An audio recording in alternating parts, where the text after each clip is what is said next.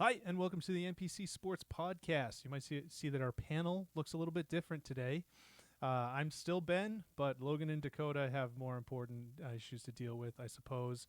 So today we've got two guys who are not related in any ways, even though they are dressed identically, right down to the facial hair. Mike Cole, Keagan Stiefel, how are you guys doing today? Just living the dream, still being, yeah, it is. It's just, I guess it's white, mid 20s and 30s writer guy attire for us today. It is what it is. It's, yeah. Listen, You, you lean into it I'm at some point. I'm not gonna change for anybody. I'm Yeah, gonna be right. who I am, and Yeah. I mean, it it's just a so white guy happens with a that what hat. you are is like the most vanilla, literally and figuratively, representation of what you are. But hey, I'm in the same boat, so I get it. I get Hey, it's a good target demo. I got to imagine that anyone who is following Boston sports nowadays is probably in that grouping. So, no shame there. Okay, let's hop right into it. The Red Sox. They are not bad, not very good. We've talked about a lot of things: the bullpen, the lineup, all sorts of stuff. The starting pitching, though, is kind of the stuff that raised my eyes the last couple days. Um, they took a lot of flyers this offseason on some pitchers, but it seems like now they're in kind of an odd place where uh, guys who are throwing strikes can't miss bats. Guys who can miss bats aren't throwing strikes. And as a result, when they don't score runs, they're not really having a lot of success, especially coming off this series against Toronto. Uh, Given how the rotation was constructed coming into this year, um, is this you know is this something early in the season that you expected to have some bumps and hiccups as they kind of figured out who their actual 5 man reliable rotation was? You guys. Yeah, I mean they're running out uh Dick Fitz, Sean Newcomb, and Hunter Dobbins. Like that's that's not a big league rotation yet, and that's not even meant to be disparaging toward those guys. It's just that those are swing guys at this point, and like ideally you're not getting into your swing guys until Memorial Day or once it's yeah. I mean it's 40 degrees outside, so the fact that you're using those guys already is less than ideal. So like that's not it's just like conceptually this just isn't what they are supposed to be, and I think we all kind of knew that. But the problem was is that um, Bayo and Giolito specifically got hurt, and now it's you kind of waiting on those guys. Once those guys get back, I think it's a slightly different discussion, or it's at least worth revisiting because I don't think this is a fully this is their prime form, their full form. So that's I think that's an important consideration. I would also, as a former pitcher myself, place a lot of blame on the offense at this point, considering they haven't scored any runs for large stretches of this small season thus far. So that being like going back to what I was just saying to kind of contradict myself, like Fitz has been fine. Like Fitz has been fine. Dobbins was good. Newcomb, meh. So like, but like when you get that collection of performance from guys like that, you would like to think that your offense for which you're spending $70 million between two guys, let alone the rest of your lineup, would maybe pick you up. And that hasn't been the case. So all of a sudden, it's like, we got to talk about the pitching. Well, it's like, well, maybe if your offense could do something, the pitching wouldn't be as big of a deal. The issue, if you like the actual thing, to, I don't want to get, I don't like, nobody should be concerned about anything on April, whatever. But like, how can Bueller have been bad? And that's the concern. And like Hauk specifically is the one that concerns me because he was bad for most of spring training. Um, And for a lot of Bueller, last year too. yeah, Second and half. Yeah. I like him. I Hauk, I'm a Hauk guy. I'm a Hauk maniac, if you will. This the stuff is just filthy. Like he's got ridiculous shit, and I think that plays over time. Maybe he never harnesses it, but like what they're expecting of him to be basically a three, you can live with that. I think. Bueller, it's weird because like you saw it in the fall, but he had a rough year last year coming back from the injury. I've seen enough at times, and kind of he's talking. One of the guys you might have been alluding to is him because he's still throwing a ton of strikes. He's just kind of getting hit. I still think it's a small sample size. I'm not ready to press the panic button on any of this yet. Even like Crochet, Crochet like the most underwhelming start to the season, and I was just looking at it as like ERA plus is like 300. It's just ridiculous. So, yeah, I guess it's a long way of saying I'm not totally surprised by any of this, but I do think it has to get better.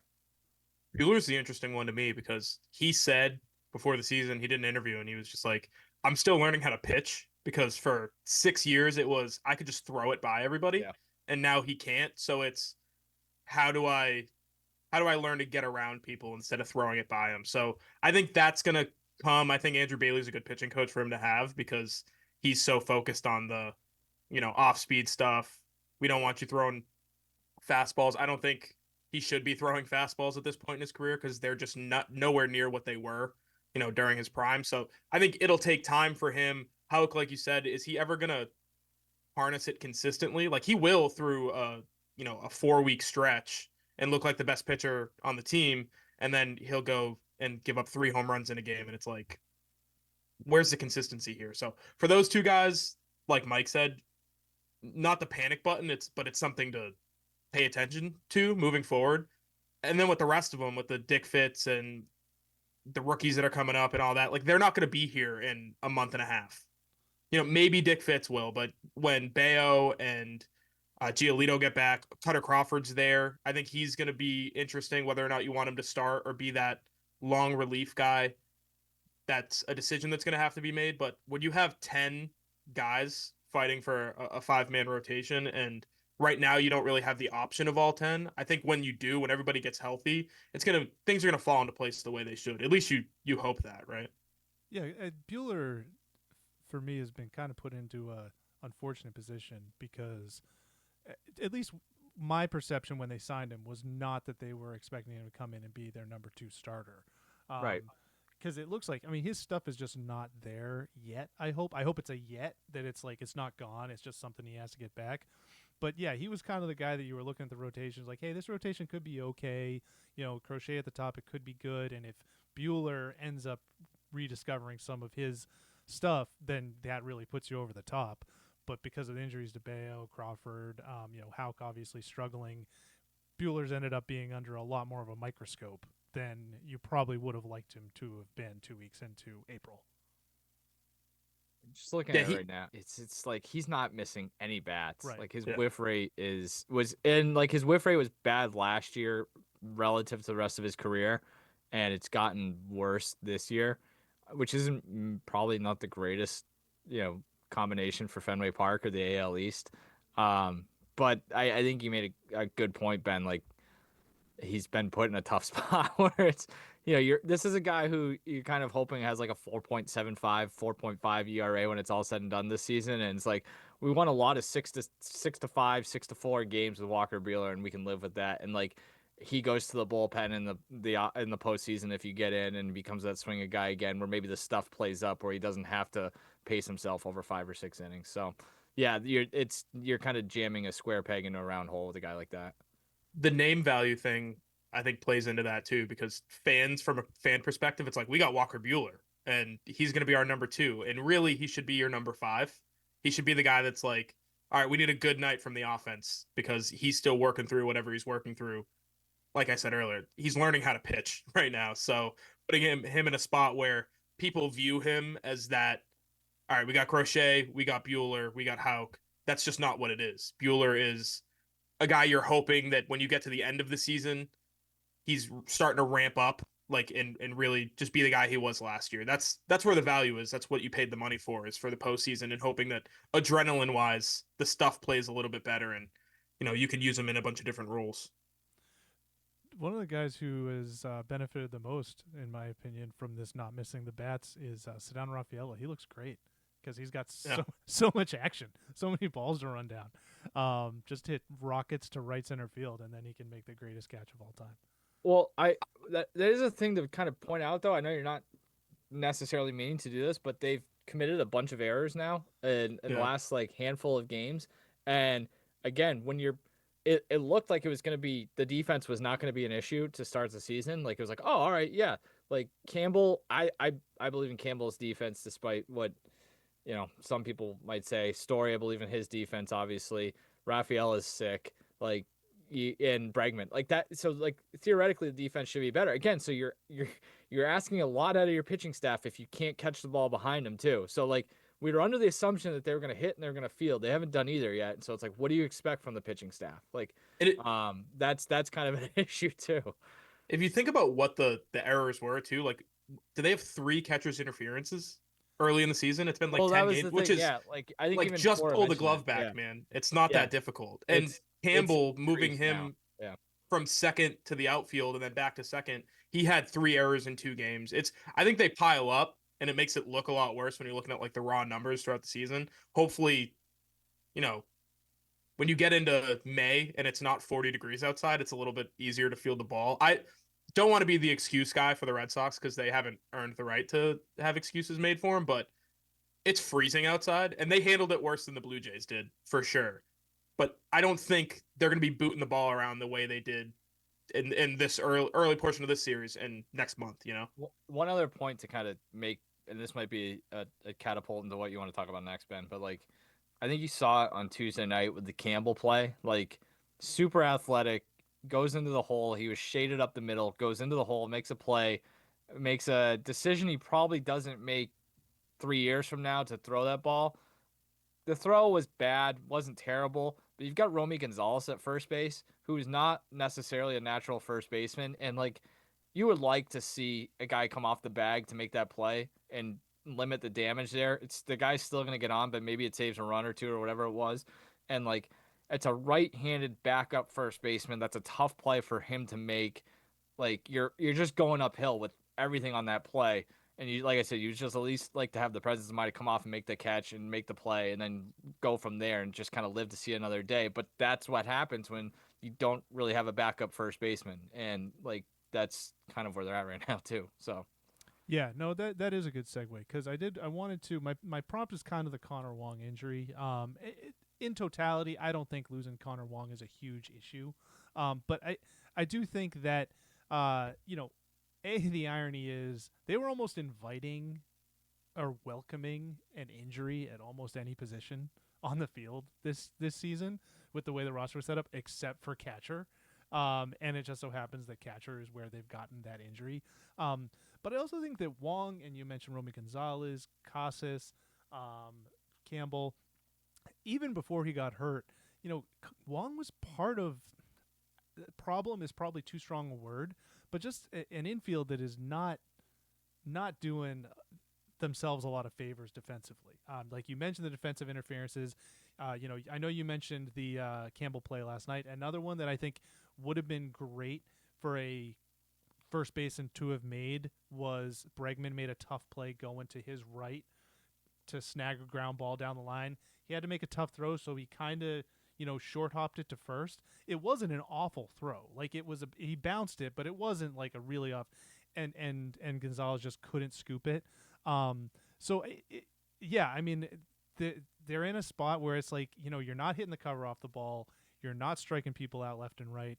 You got to make those plays, and you also got to not be picked off the bases. I mean, it's been a bloodbath on the bases for those guys on like the stupid plays, like catchers throwing behind the runner at first base and getting picked off. Stuff that like is this Little League World Series over here? which like I actually think that's the kind of stuff that'll drive you nuts too, because I think they on the whole have run the bases pretty well. Not to get too locked down into base running discussions, but like the eye test and the numbers back this up. And I'm not gonna bore people with the finer arts of like base running metrics because I don't totally understand them. But like Rafaela and Campbell specifically have been like two of the best base runners in the league at like taking extra bases. But like, yeah, that stuff doesn't matter if you can't handle like the base level stuff. So, um, that's and again those are also the things that stand out more when guys are hurt or you're not getting performances that you need from certain players or both. And I think that's kind of where they're at with a lot of stuff right now. It's also a timing issue on those base running things because there was the Story trying to stretch a single into a double. He gets thrown out. Would have been an RBI because Willie Abreu had a single either the next Right. at bat or two later. The same thing for when Hamilton got picked off at second base. They would have had an RBI, which I'm not blaming him for that. He was caught not paying attention, but Yeah, you should who's probably paying pay attention at attention. all times? You know. So there are those two things, and you can easily look at them and say those are two RBIs that they missed. But they also have runners in scoring position, and they're just not hitting with runners. Yeah. Other than the 22 hit, 18 run game, they have not hit with runners in scoring position. Connor Wong, 10 of his first 17 at bats, and he had one RBI. Like they're I not will taking say, advantage of the situations. to do the Connor Wong thing, like they're gonna. I love Narvaez, by the way. Like I think he is sick. He's awesome. Like, yeah, it's just. I mean, that's defensively, he's awesome. Like he's great arm. Like he's actually been pretty good offensively. But Wong, I was looking at this again, number nerd, but like I think Wong coming into the night he got hurt had the biggest difference in the entire, like in all of baseball, at least among qualified hitters, of expected stuff versus actual, like specifically batting average and maybe OBA. Like it was one of the baseball savant stats. Like he had been basically like the unluckiest guy in all of baseball, and that was gonna come around. And I actually do like conceptually understand, get what they were going for with their catching position. Like you have the athletic guy who can hit, and then you've got the guy who kind of comes in and spells them every 4 or 5 days and is good defensively and shores up there. I also would, one thing to kind of to notice and mention with this is like pitching staff handling that. I know Crochet's in a, they've got a lot of new guys, so maybe it's not a huge deal, but like Crochet with Navarez as opposed to Crochet with Wong kind of shaking off some stuff last night. That's something to kind of keep in mind. And like also you're like bringing up catchers from wherever, and now you're trying to assimilate them with a pitching staff that is young and inexperienced or has not been in the organization very long. There's a lot of unstable compounds being mixed about here that could lead to some explosions down the road. Jason Varitek has the worst job in baseball right now, Yeah, trying to get everybody on the same page. Yeah, I actually only learned this week that Wong has such a terrible defensive reputation. I think he's fine. Yeah, right? he's never blown me away, but I've always thought he was fairly capable. Apparently the advanced metrics are very unkind to him when it comes to framing and definitely throwing runners out. But I've always felt like he's capable enough back there. Yeah, it's also, I think Middlebrooks mentioned it in the broadcast yesterday, but it's like that's not going to matter in 2 years, the pitch framing thing, which is such a big portion of the way people talk about catchers defensively. It's the only thing that's going to matter is whether or not you can throw guys out in 2 years. By the way, that sucks. I the more I think about it's coming from a pitcher. But like, yeah. So maybe I'm being dishonest to my upbringing. I don't mean to turn this into a baseball state of baseball debate. I hate the robot umps. Like it's just like the idea that's a great point by Will and a good recall by you. It's right, and it's kind of a bummer because it's another way of kind of taking art out of sports, which is way too sanctimonious and holier than thou position to defend in this space at least. But I'll save that for my my Substack, I guess. But it's like that stinks. I'm happy for Connor Wong, I guess, but like, that's an interesting part of the game that is going to be gone, and it's just the game's going to look different, and I'm sad now that you brought that up, and I have to think about it. So, Yadi Molina, not a Hall of Famer. Some are saying. What I mean, that's who is actually saying that? You just No, I'm just saying. I was gonna say the framing thing. He stole a no-hitter one time. So best catcher of my lifetime. But it's a creeping thing to me with the replay into the robo umps, because there were a couple games. I think Monday's game was a good example where what did we have? We had challenges on like back-to-back like plays at second base. That's super cool. And it's just right, exactly. It becomes, I've ranted about this before, it becomes like football where you never celebrate a play because it's like, is there any flags? Does anybody get just challenged? Did the ball move this much? And now it was like the seal at second base. Yeah. Oh wait, no, we're gonna go under the hood for whatever. The worst though that I've ever seen. So on Saturday I was watching on the Big Ten Network. I was watching a as one does, women's college softball game that was delayed for 40 minutes. 40 minutes. Jesus. That first of all, one of the teams challenged a play at whatever, and they overturned it, and then the other team challenged the what's the word? The interpretation of the play. So they had to get on the phone with, I think, like the main Big Ten office now is in like Rutgers. Secaucus. Yeah, it's at like Piscataway or something like Yeah. that. So they were on the thing, and I don't know what it was. Like I was in the bathroom, he was at lunch or whatever. So everybody's sitting there, and it's like somewhere in the south. So it was like 98 degrees, and they're all sitting there for 40 minutes. I know that's not going to happen for MLB, but Well, like, how do you know that this lasted 40 minutes? By the way, because it was on. It was on. I know, and but I was watching the game, and then I came back and I was like, "Is this still going?" And the announcer actually said, "Like, yeah, we're in minute 34 of this delay." I was gonna say, if you just sat there to watch that whole thing, I'd be like, "You all right, dude?" Like, No, Good. listen, I'm not gonna miss Iowa versus Maryland softball for nothing. understandable. No, With those, yeah, with those like second base replays that you were mentioning Yeah. too, it's the problem. Baseball wise, is now I'm looking at my phone and I look up and it's the 7th inning and I missed an inning and a half of baseball, and it's like, that's not a problem for people who actually enjoy baseball, and I really don't. You're not missing that much time, but if you're trying to get fans to watch your product, and Fox had the whole thing, it was like Shohei Ohtani's due up 6th in the next inning during the World Series. It was ridiculous, but they're trying to get casual fans to start paying attention, and this is not helping. Is Chris Taylor safe at second base? No one cares. Just call him out, call him safe, and keep it moving. My argument has always been like one of my hotter baseball takes is that they should completely do away with replay. I guess. Yeah, right? Is that how I feel? Yeah, cuz like think about it. Like what have been the most viral moments at any level of baseball over the last however many years you've been alive is like that dude for like the Gwinnett Braves or whatever crawling across the infield and throwing the rosin bag like a goddamn grenade because he's arguing. And it's like I actually think baseball, like I am totally on board. Maybe I'm speaking out both sides of my mouth, but like I'm totally on board with them speeding up the game. I think that was it's going to go down as one of the most important decisions made in professional sports history. Like they sped up those games to the point where it's when the baseball is being played, it is enjoyable at the pace at which it's moving.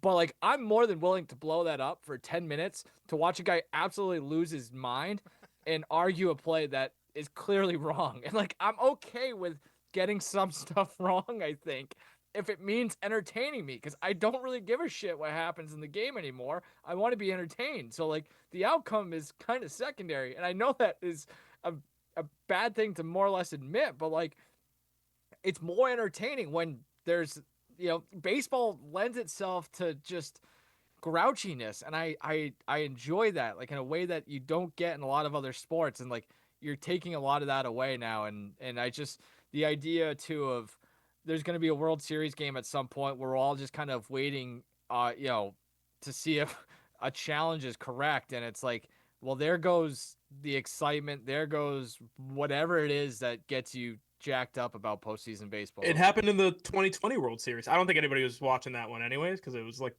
more important things were happening in the world. But that Brett Phillips walk off, like right before that, there was a play at home plate, and there was a huge delay. Just like a strike call being like, and then the other thing that's what I mean about the creeping. It used to happen on the bases. Now you're going to have that on a huge strikeout in a postseason game. People are going to be pumping their fist, and now we go under the hood. Over a sliver of a fingernail. Like that's the thing. Like that was the most jarring thing from spring training was that like they show that 3D view, and it's like it's the exact same thing as tennis, where tennis has the replay, and like I actually think it makes more sense in tennis. And again, that's probably contradictory, but like it's just like that thing barely. That's not the game, man. Like it's not. I just don't think baseball was ever meant to be that literal. Maybe that's just. It's weird because I agree with you guys on this, but with football, they're introducing the tennis system for first downs. Give it to me. Like I don't want the chains. I don't care about the chains. But with baseball, the game I always remember, it was the ALCS. I forget who the umpire was, but he had like a 68% strike rate.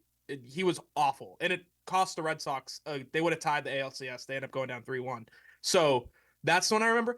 Couldn't care less because what a great story that is. Like Nathan Eovaldi's last start with the Red Sox or whatever it was, he got screwed. They go down in the hole and they can't crawl out of it.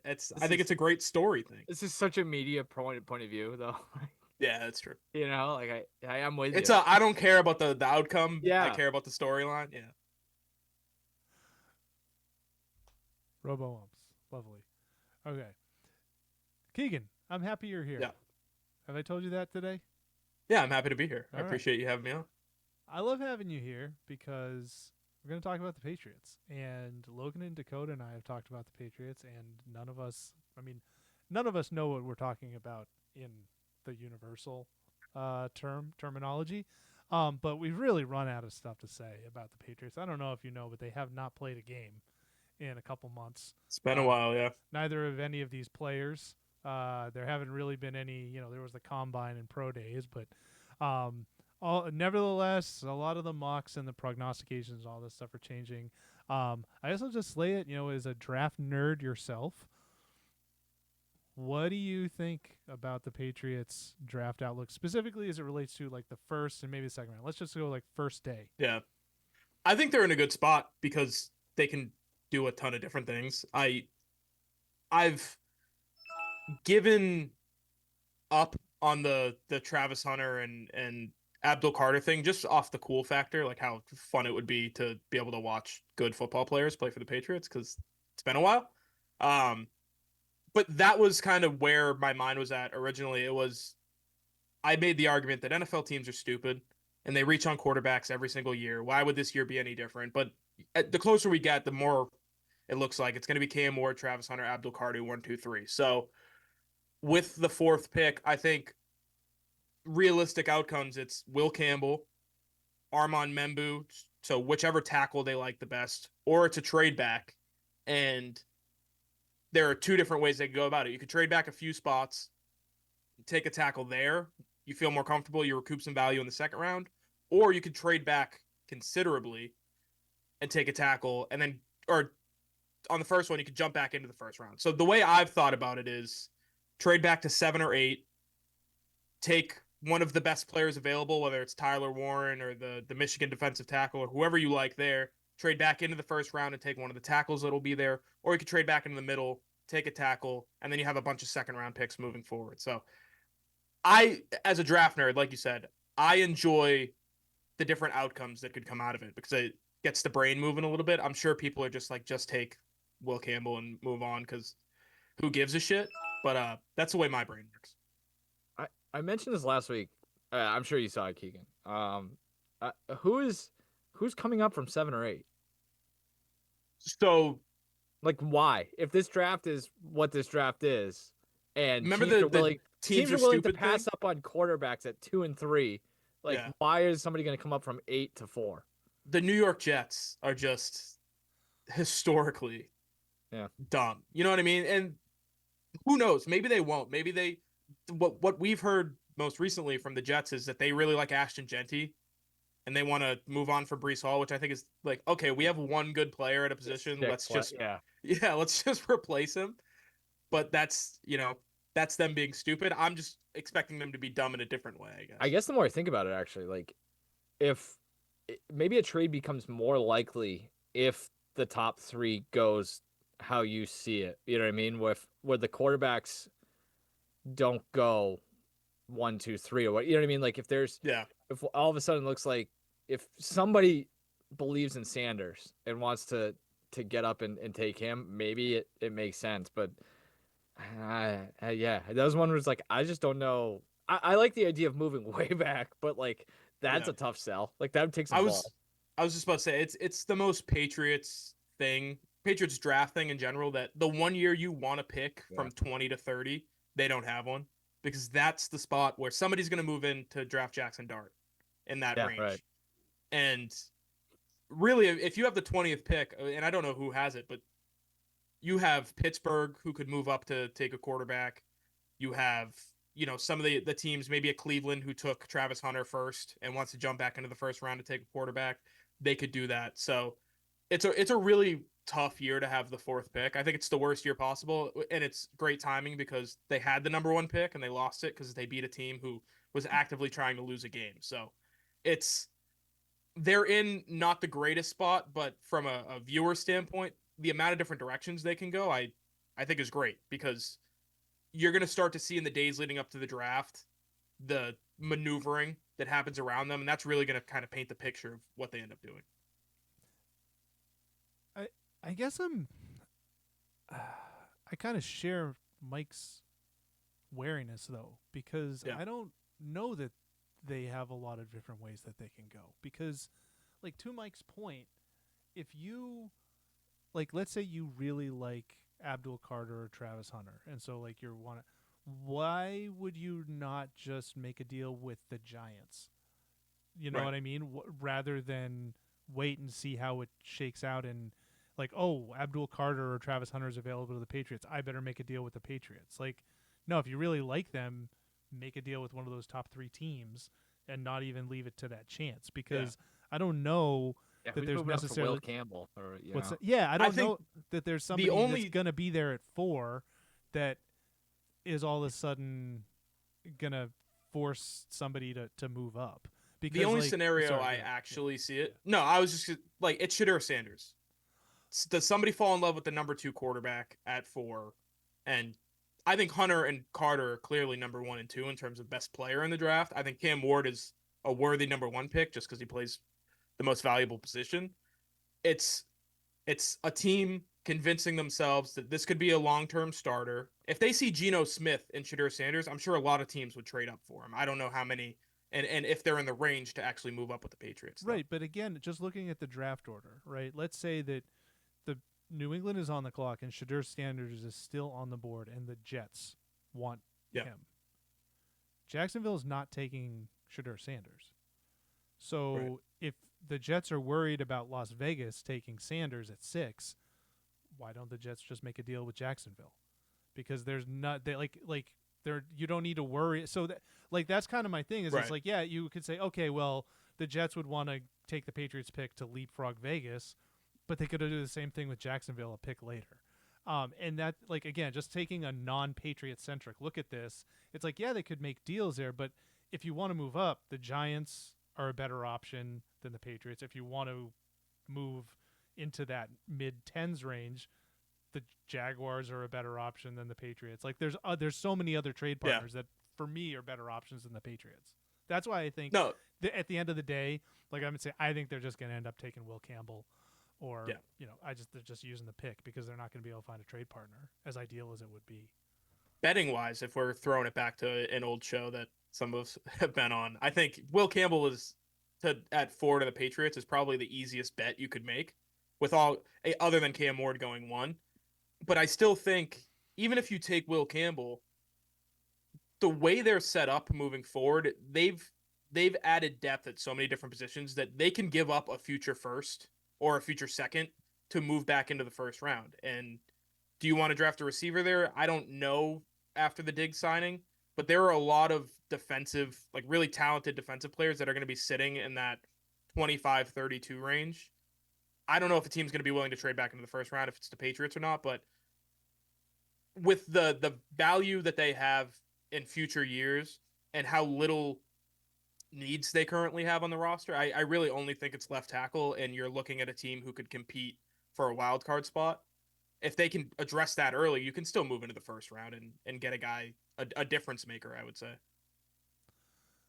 Who should would trade up. you like to see them take at 4 if as it goes Ward and then Hunter Carter as or something in that range as it's expected? Campbell. I think Really? we've Campbell's who yeah, you like, yeah. we talk a lot about like prospect fatigue. I think Will Campbell, other than Travis Hunter, is the biggest, he's been hit by that more than anybody else just because we heard about the arm length issue. And the cutoff is 33 inches. If it's under 33 inches, there are like no NFL tackles who have been successful. He measured in at 33 exactly. So the box is checked. And other than that, I haven't heard a real knock against him other than little stuff like, he could add some weight on his lower head. It's the stupid draft stuff. You know what I mean? The stuff that if you have competent NFL coaches, which it remains to be seen if the Patriots have those, they can fix these small issues. Add a little bit of weight, get a little bit stronger, stuff like that. So I think he's the safest pick. And for me, if I'm a GM, I'm taking the safest pick at the only position that I really need to target at that spot. I don't. Armand Membu has never played left tackle in his life. Why am I going to take him with the 4th overall pick and expect that he can change from the right side to the left side? The Vrabel kind of maybe tipped their hand too, or at least maybe it was coach speak. I don't know, but he didn't seem too concerned about like the stuff that you're talking about with Campbell, and I think Yeah. he's the kind of guy who would be unafraid of that and say, "I trust our system, I trust our staff, I trust what we're building here. Let's just take a guy who we know is going to be good." And we'll coach him up the best we can, and we'll get around this one small thing when I can sit here and see hours of game film that says he can handle the position in the toughest conference in college football, and we'll figure it out. Like they've got their coaching. Don't they have like 3 guys devoted to coaching offensive line, or guys who have Yeah. offensive line coaching experience? So like that also might be a bit of a tell where it's like they're I mean it kind of has to be like their offensive line was that bad last year, but like yeah, I could see them being like almost defiant about it, where it's like, well, let's just take him, and people are gonna laugh at the fact that we took a guy who supposedly has short arms when he's a 10-time Pro Bowl left tackle, and maybe Yeah. he's not Anthony Munoz, but it's gonna be better than what we've had in the last 10 years. You know what I mean? He's the kind of player too where I believe this, and even if you don't care about my opinion, but like a Dane Brugler has said it, where okay, if he can't stick at left tackle, he's an All-Pro left guard. Okay, Yeah. if you took an All-Pro left guard at number 4, and that's the worst case scenario, I think you're living pretty good. You're not worried about that because having a good player next to one of these stopgap tackles, if it ends up being Vidarian Lowe again, having that instead of a rookie who's kind of still learning how to play the position in Layden Robinson, it's going to make him better because he's not going to have to worry about so many different variables on every snap. So I I don't think you can go wrong with Will Campbell, which is why I would make that pick. This is like weirdly all Cole Strange's fault, where it's like they It's all Bill overreach. Belichick's fault. Oh yeah, well, I mean yeah, but like I think people probably look at him and be like, well, last time we overdrafted a guy who wasn't fully athletically available to play a position, he couldn't play center or guard. So, but I think that's a fair point though. Like if you, especially, and I think to tie in your 2 points, like them where they are in this development, like if it's a guy who just solidifies their offensive line, they're already moving forward. And I think that's Right. important. Yeah, that's an important point. I think that like Keagan was noting, it's like at the very least, if Campbell can play somewhere, that's a problem. Is Strange couldn't play anywhere. Yeah, right. Couldn't stay on the field either. Yeah, right. Like Yeah. Well, and the Will other thing, Campbell, go ahead. he's never missed a snap. It's been 3 straight years he's started every game and he's never missed a snap, which is awesome. He's also, this is another nerd like college football thing, but having the little number 7 patch, they give that to their best playmaker from Louisiana. It's like a tradition at LSU. Calling your left tackle your best playmaker, I think that's the coolest thing in the world. Like I'll draft that guy. That guy's sick. Doesn't say much about the rest of your offense. Well, their offense sucked, so it was Yeah, like, that's my point. Yeah. except for the quarterback who he went from being the backup to the Heisman Trophy winner to all of a sudden now he's the number 1 guy for next year, and Garrett Nussmeier, which we'll go down a rabbit hole in that Oh conversation. yeah, let's just Bad offense, really good player. I don't know. I think. Yeah, I mean it's also okay to you have a top 3-4 pick back-to-back years. One year you hit on supposedly your franchise quarterback. The next year you hit on, it's not necessarily a franchise altering talent, especially if there's not that franchise altering talent available to you in this draft. Because Right. that's the kind of thing that I constantly hear is people like, oh, you know, like you were saying, if you, it's unconventional to take a guard at 4, but we've all seen those drafts in the past where the draft ends up being such a dumpster fire that the best player to come out of it ends up being the guy who ended up being a 14-year starter at guard at number 18. And it's like, well, Yeah. if that's the guy you get in this draft, you can't get Travis Hunter. Might as well get someone that you can at least bank on for doing something, filling a role for you for the next however many years. You could Yeah, also it's- argue like 38, 69, and 77 are like more important for them than 4. You know? Absolutely. Yeah, I would, and I didn't want to go too far into that, but with if you fill the left tackle need, you can do whatever you want. And in this draft class where the strengths are tight end, running back, and defensive tackle, okay, those are your next 3 picks. Go grab a running back or go grab a tight end that can be your future because you've got 2 older guys at the position. Go grab some more defensive tackle depth that can play alongside the guy you just paid $20 million, or 2 guys you're paying $20 million a year. And then take a running back who can, at the very least, be your third down guy, which is something Mike Reese reported that they want to fill this offseason because it's a McDaniel staple. And maybe have some backup to the Ramondre Stevenson issue that kind of came about last year. I still think he's a good player, but if you're going to keep fumbling, you just can't be on the field. So it's like insurance for all 3 positions. And in the draft, in the middle rounds of the draft, that's exactly what you should be doing.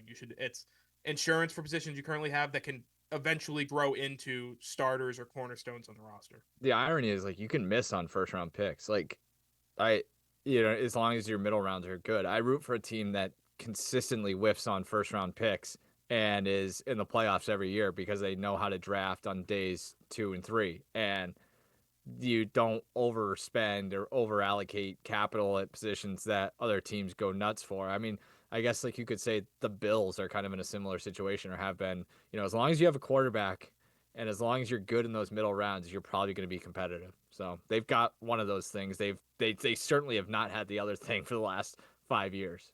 The last Patriots dynasty was built on Right. 2nd and 3rd round picks. Like James White was a 3rd round pick who didn't play at all his rookie year and should have been the Super Bowl MVP 2 years later. You're drafting and developing players. That's what you should be doing. You can't fix it all in 1 year, so don't even try. Draft guys who you think can eventually get to a point where they can help you out. What are the Packers going to do in the draft, Mike? I don't know. Totally off topic. They're Take actually a in a defensive weird player spot. again. They're in a really weird spot because like they probably should trade out of the first round if there's a deal available for them, but they're hosting the draft, so like it's kind of hard to trade out of the. You know what I mean? Like opening night, Thursday night, I think they pick it's like 23rd, I think it is, and it's like people are waiting around all night for the Packers pick, and they're like, actually, see you tomorrow night. We're trading back, so like I think that's the best play for them. I don't think they will. They've got same issues. It's the same thing every goddamn year. They need a receiver, they need offensive line depth, and they need a cornerback. So I don't know. Keegan would know better than I would at this point. So Emeka Ibuka would be awesome with the Packers. whoever they take will be hurt by week 6 anyway. So it's just, I mean, soft tissue injury of some sort. And I made the argument like a couple weeks ago with Ibuka, but he's the all-time leading receiver at Ohio State. That end of discussion. Yeah. Think about the guys who have come through, and he stayed an extra year. He played all 4 years, but immediate contributor. He's like physically, he runs a 4.4 and he's 6'1", 210 pounds. He's like a behemoth at the position. And with the Packers, I know Jordan Love likes to go crazy style sometimes, but like just give him a security blanket. Give him a guy who on 3rd downs you can throw him the ball. So this guy's like second coming of Terry Glenn by the sounds of it. Yeah, there you go.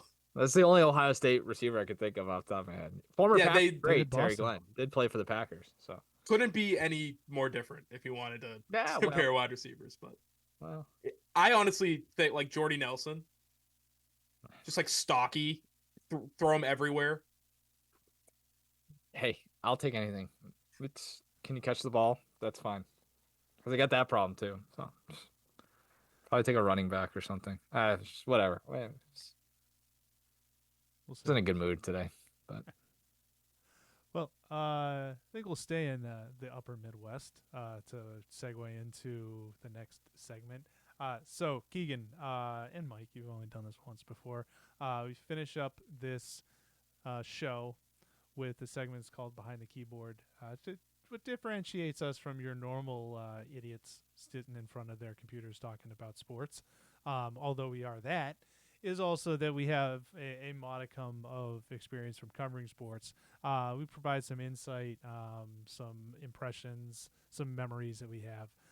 And one thing that popped up for me over the weekend, a couple days ago, was ex-Wisconsinite Craig Counsell, right? He's a Milwaukee. That's Wisconsin, correct? Yeah. Yeah. Nailed was it. asked about the torpedo bats, and I just thought his response was a little unnecessarily. Mm, douchey's probably too strong a word. Glib. But it said the gist of his response to the reporters when they asked about him about the torpedo bats was like, "Yeah, people have been using these for a long time. I'm surprised it took you guys so long to notice." Just kind of saying, you stupid baseball media, couldn't notice this before. The reason it kind of annoyed me is that the baseball media that he's talking about includes a lot of former players. So there's like a lot of people who call games who supposedly, if this thing was really as pervasive as he said it was, like it wasn't just the ink stained wretches and the the dirty quarter zips and the khakis.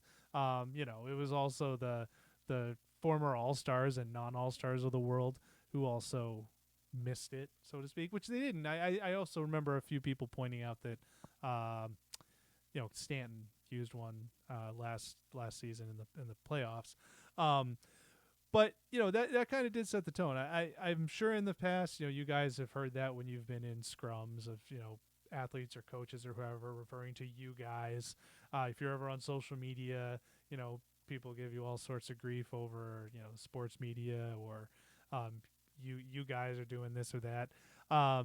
So I was curious, is there anything in particular about that idea of like the sports media that grinds your gears, that annoys you to the point that you have ever wanted to come back and say that's not a fair encapsulation of what we do here?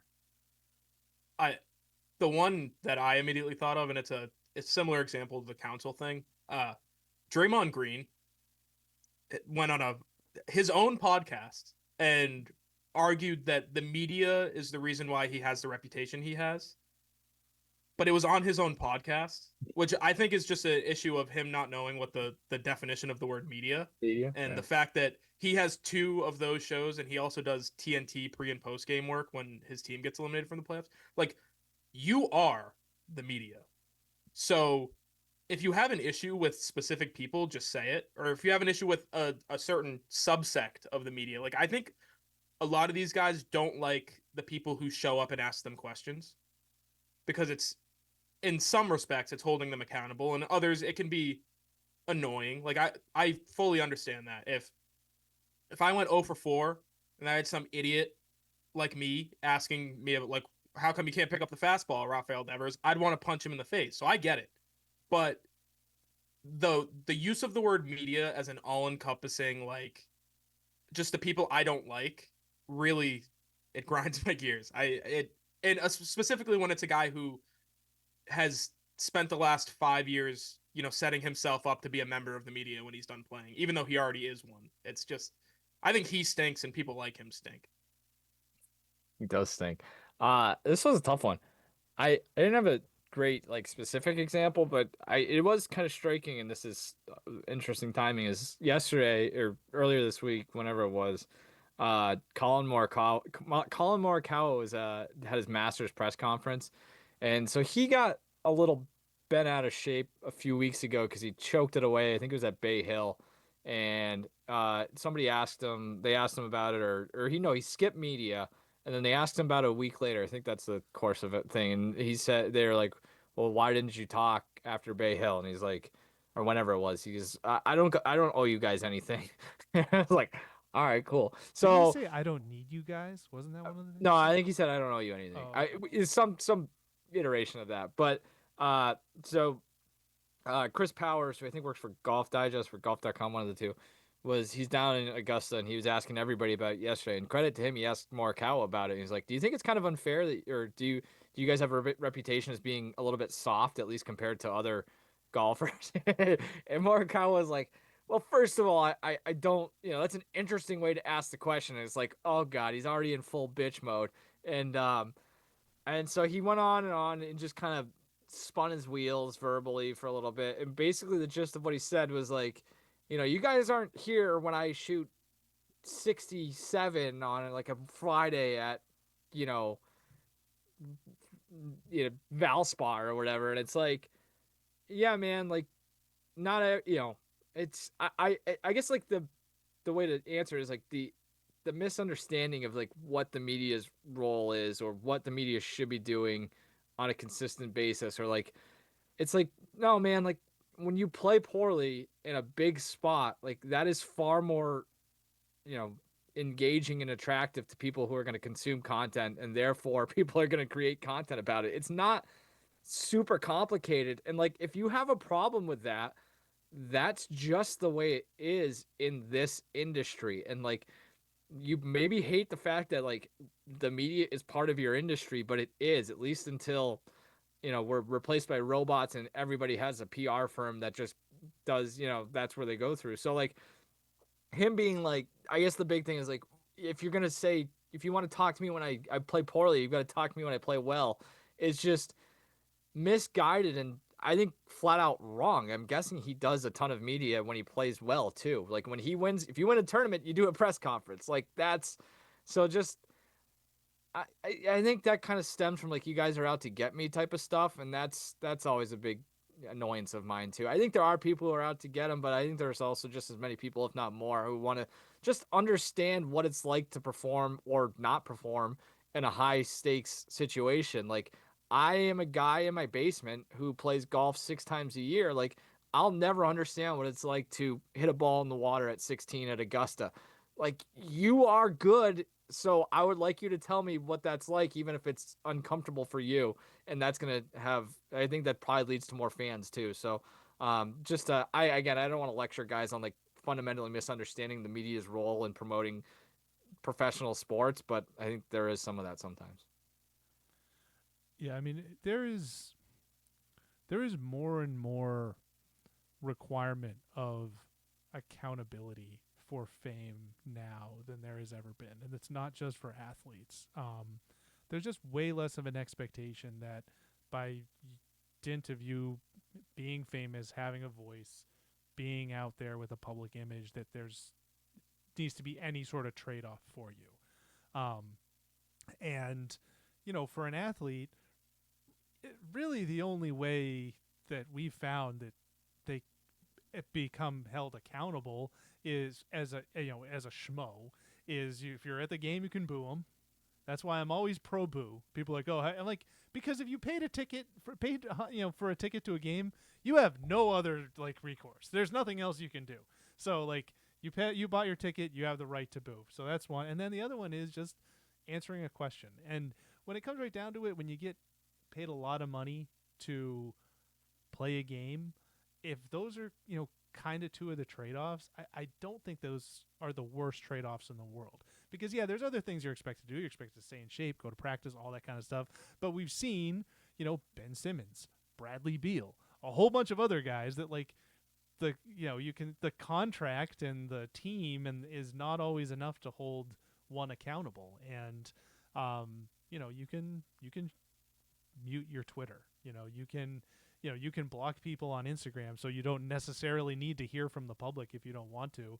The only two ways that people can even do that anymore is you can boo if you're a fan, and if you're a reporter, you can ask a question. And if you don't want to do that, well, you didn't have to sign that big contract to play whatever sport.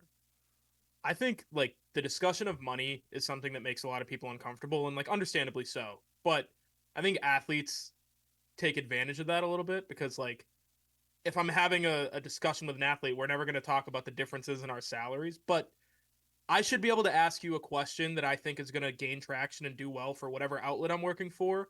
Because if I'm talking to an NBA basketball player, you just made 8 times my salary by playing in this one game. So answer I the friggin' question, I man. Like think if I were them though, like that's why I wouldn't answer the question. I'd be like, that's you know what I mean? I made my money. I don't give a shit if you know what I mean. Like but that's that's the what's trade-off. yeah, Like but like with the he doesn't promotion of a care. It's league. in his bank account. Like No, he I doesn't make understand that. I'm just money. saying, Like that's the that's why thing. Like if these guys realize that they don't ever have to do this, that could be a tough situation because like guys who are professional athletes right now aren't gonna lose their jobs because they don't answer these questions. So it's actually a miracle they answer them sometimes. But I I think think that's why. that's what you're getting. But what you're kind of getting to what I was saying is Yeah, the attitude now that we don't need to do this. I think is an unfortunate attitude, and it's yeah. I just don't think honestly it's pervasive in all of society. Yeah. That's where Right. we are in a lot of places. Like there's just and the irony is though that now the folks, like general public, sides much more with that person who has Yeah. the fame because they associate with that person. They want to be that person. They see that person. They think that they're friends with that person. Well, they also want that person to do well for the thing that they like, and it's like, how dare you get in the way of that, however small it might be. Like, I just love the idea that like 3 minutes with Keagan is gonna, send the Patriots spiraling out of control. My kind of the point of that was there's a trade-off here, and it's my story. Like I understand it. It's not getting any more eyes on the NFL. The NFL, they're gonna get the viewership they get, but when television networks are paying whatever they're paying for the contracts that go into these guys' salaries, it's a cycle. It all comes back to the promotion of the league, which this is a part of. So I'm sorry you dropped a game-winning touchdown. Just answer the question, because tomorrow you're gonna wake up and you're gonna feel all right, and I'm gonna wake up and I'm gonna be like, damn, I gotta pay my rent in 3 days. Let me, you know what it is. Like, it's just, I don't expect them to care about the money aspect of it, but when it comes down to it, there's a trade-off for this is what your job is, this is what my job is. I can respect your job and the way you get paid and all that. All I ask is that you respect mine. And if you can, I think that just makes you an asshole. Like, not being able to understand that I'm also doing my job here, you're being a dick. So if you want to be a dick about it, that's fine. But, you should be able to be called out for that. Yeah, it's like service industry, right? Like, Yeah. I was You're an just about asshole to to make it. that. I was just about to make that connection. It's like, Yeah. there's nothing that says that I shouldn't just dump my Coke on the floor at a Right. McDonald's, but because the janitor's gonna clean it up, but maybe just don't do that anyway. So yeah, I just compared our job to being a janitor at McDonald's. So, I mean, I've thought about it.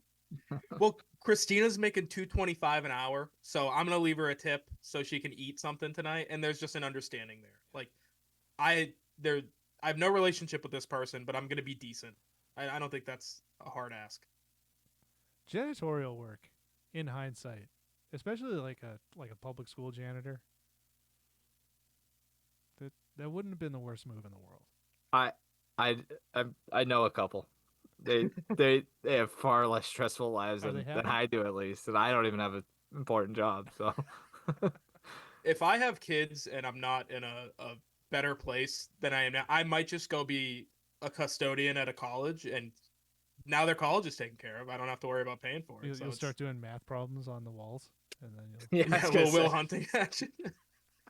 Move to California with my new lady. Yeah, better not see you here next week, Keegan. the All best right. part of my day. All right, folks. You've spent another hour with the NPC Sports Podcast. Mike and Keagan, I really appreciate you guys pinch hitting this week. Hopefully, we'll have you back on. Definitely, we'll have you back on at some point, especially once your separation from your current, not your separation from each other. You guys are not